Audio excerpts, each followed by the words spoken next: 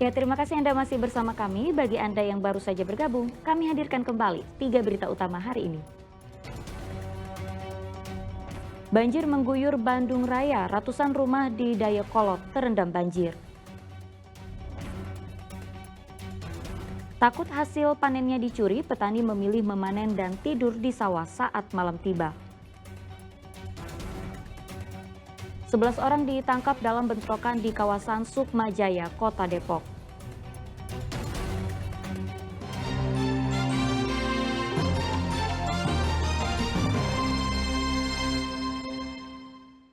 Ya, hujan deras yang terjadi seharian membuat persawahan di kebun sayuran mengalami bencana tanah amblas dan longsor. Meskipun tidak ada korban jiwa, petani merugi karena tanamannya tinggal panen. Hancur tak bersisa, inilah kondisi persawahan dan kebun sayur milik petani di Pager Ageng, Kabupaten Tasikmalaya. Setelah diguyur hujan akhir-akhir ini, tanah persawahan ambles. Akibatnya, tanaman padi yang siap panen rusak. Begitupun tanaman cabai yang lenyap tertimbun longsor. Petani mengatakan longsor terjadi pada malam hari sehingga tak ada orang yang ada di kebun. Saya lagi cari bibit padi yang kelongsoran. Jam berapa Bu ada longsor itu Bu? Kira-kira jam 1 malam. Jam 1 malam. Ibu rugi nggak Bu ini Bu? Ya pasti rugi. Kira-kira kerugian Ibu berapa Bu? Kira-kira 10 jutaan lah ada Oh, sawah itu kerugian. sawah saya. Meski rusak, petani berupaya mengumpulkan sisa-sisa padi yang masih bisa diselamatkan. Sebab padi yang mereka tanam tinggal menunggu hari untuk panen. Akibat bencana ini, petani padi merugi hingga 10 juta rupiah. Eko Setiabudi melaporkan dari Kabupaten Tasikmalaya. Ya, sejumlah petani di Kabupaten Bogor memiliki kebiasaan berbeda saat musim panen tiba. Mereka memilih untuk memanen saat malam hari. Bahkan karena takut hasil panennya dicuri, para petani memilih tidur bersama di tengah sawah.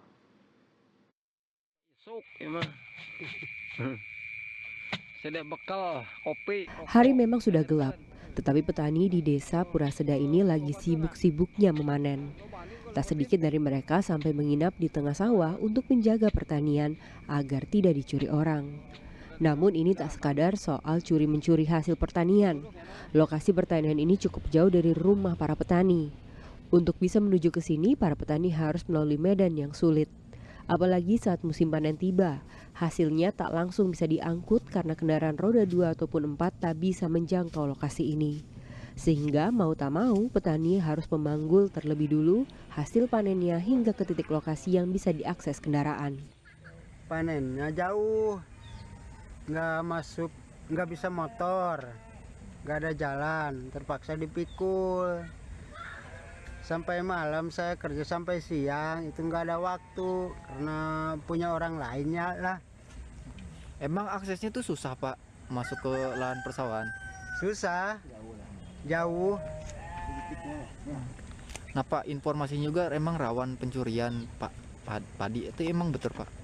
Ya kalau dulu sih ada pencurian, rawan juga sih. Nah Pak, kalau emang panen ini Bapak sering nginep atau gimana Pak? Kalau kita pengen cepat beres sih sering nginap. Kondisi ini dibenarkan oleh kepala desa setempat. Mereka mengatakan ada 120 hektare lahan pertanian yang sulit diakses kendaraan apapun. Jalan akses pertanian itu hanya mengandalkan pinggir irigasi ya, ada tembok di pinggir irigasi. Jadi itu yang memperhambat istilahnya mobilisasi atau memikulnya, dan harus berjalan di atas istilahnya kurang lebih 40 cm memapah di atas irigasi itu. Jadi mereka mungkin kesulitan gitu untuk mempercepat atau membawa hasil pertaniannya.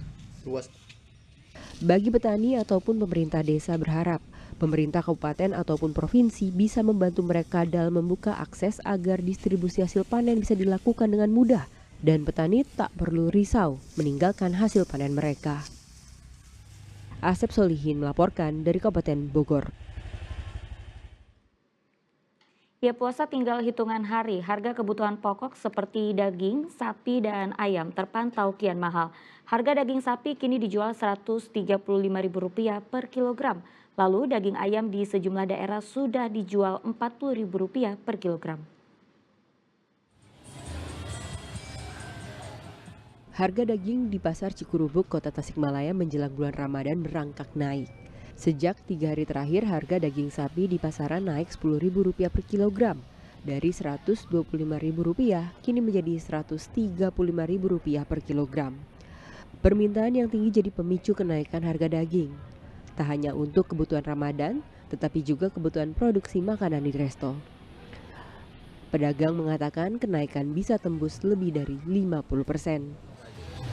Mudah-mudahan sih enggak, tapi kayaknya nggak tahu ada naik atau tidak.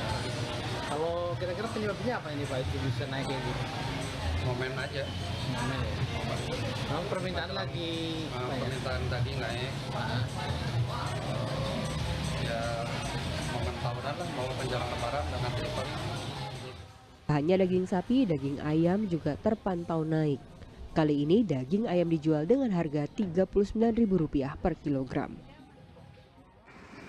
Di Subang, harga daging ayam dijual Rp40.000 per kilogram dari sebelumnya Rp35.000 per kilogram. Kenaikan dipicu tingginya permintaan tetapi terbatasnya pasokan daging di pasaran. Melihat daging ayam dijual mahal, para pembeli hanya bisa mengeluh. Merasa keberatan karena terlalu mahal lah buat para pembeli gitu. berapa emang harganya? Nah, tadinya kan 35, sekarang 40 gitu. Ya merasa keberatan lah gitu. Terlalu mahal. Mungkin karena mau menjelang puasa. Meski tak setinggi 2 kota sebelumnya, harga daging ayam di pasar tradisional Ciledug, Kabupaten Cirebon juga naik. Daging ayam yang awalnya Rp34.000 kali ini menjadi Rp38.000 per kilogram. Kenaikan ini juga dipicu naiknya permintaan jelang bulan puasa tetapi tak disertai dengan pasokan yang mencukupi. Sekarang sih di harga 38 sih. 38. Ya harga 38. Cuma nanti biasanya kalau untuk munggahan sendiri bisa lebih dari itu. Oh, lebih dari itu. Biasanya menembus di angka berapa, Pak? Antara 40 sampai 42 ribu sih.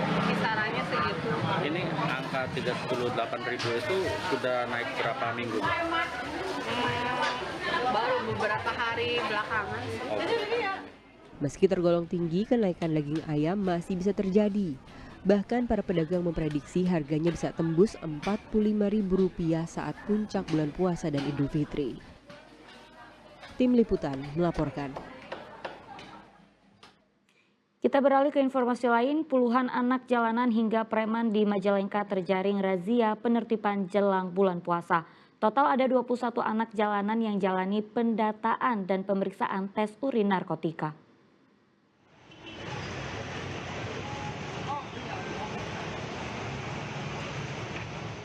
Selasa petang sejumlah anak jalanan dirazia Polres Majalengka. Mulai dari pengamen, calo, hingga preman digiring ke kantor polisi. Razia ini digelar di 3 wilayah, yakni di Kecamatan Kadipaten, Cigasong, dan Jatiwangi. 21 anak jalanan kemudian didata dan diminta jalani tes urin. Razia digelar untuk memberikan rasa aman kepada masyarakat selama bulan puasa, apalagi tindakan anak jalanan kerap meresahkan. Langsung kita laksanakan tes urin,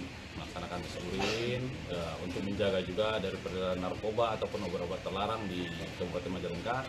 Kita melaksanakan tes urin.